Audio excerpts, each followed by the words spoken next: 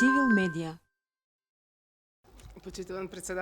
Distinguished President, dear colleagues, ministers, distinguished ambassador, representatives of political parties, I'm really glad that we have this opportunity to discuss this topic, perspectives of Macedonian elections, particularly right before the moment when the Ministry of Justice will reopen the discussions of the working group dealing with the election reforms. You all know that the debates began in terms of dialogue between political parties on the election code. A draft was produced that addressed the recommendations previously received from OSCE ODIHR. Unfortunately, we did not receive consensus from the political parties so that they could be sent to the parliament. And soon we will begin a debate starting with the recommendations of the OSCE ODIHR from the recent elections. And there are some recommendations that could contribute to improving the election framework, but we will also open the issues already active on the political scene. The issues of open election lists, changing the election model. And I would like to emphasize that the pledge of the Justice Ministry is to be a mediator that will, in a way, coordinate the process between the political parties. But I would like to emphasize that no reform of the election legislation would be supported unless it receives support agreement from the main political parties. One of the key recommendations of the Venice Commission is that election rules are changed only when there is consensus between the relevant political parties, and we are following that recommendation because we believe that the key consensus should be reached on the rules that decide on the legitimacy of every government, and that is the rules that govern the elections. I'm glad that we are discussing here today. The focus will primarily be on the election model, election lists, but also other issues.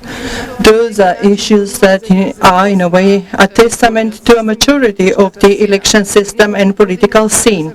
Some years ago, in this venue, we discussed putting an end to family voting, on proxy voting, on sanctioning and preventing bribing in the election, how to update the election list, which featured individuals who did not live in those locations, how to prevent voting of people who were brought here by buses to vote in an election where they were not constituents, how to create efficient mechanisms for protection of voting right, especially at the hands of the State Election Committee, which was often more of a protector of a party interests of the members sitting in it than a guarantor of the voting right of the citizen and rights of the candidates.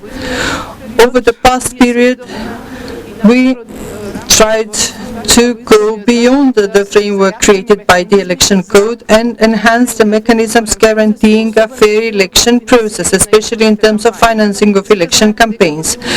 You all know that the law on prevention of corruption and conflict of interests gave competences to the State Committee for Prevention of Corruption to guarantee that there won't be misuse of state funds in the election campaign, that financing will be fair, that rules on financing of the election campaigns will be respected, because we all know that the election playing field should be level for everyone without the misuse of any state funds during the election campaign. And that issue will also be raised in the Election Code.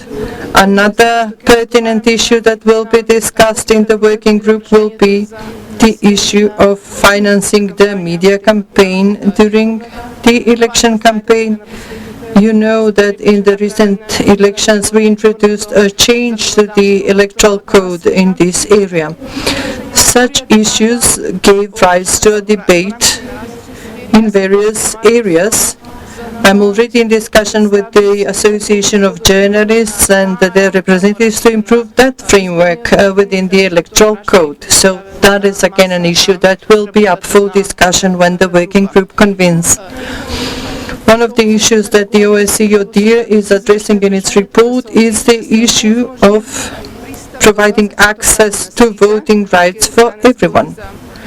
So there will also be discussion about redefining certain issues with regarding voting with valid documents or expired documents. That is part of the recommendations. And of course, ongoing updating of the voters list as close to the election date. The OSCE report is discussing even updating of the voters list between two election cycles.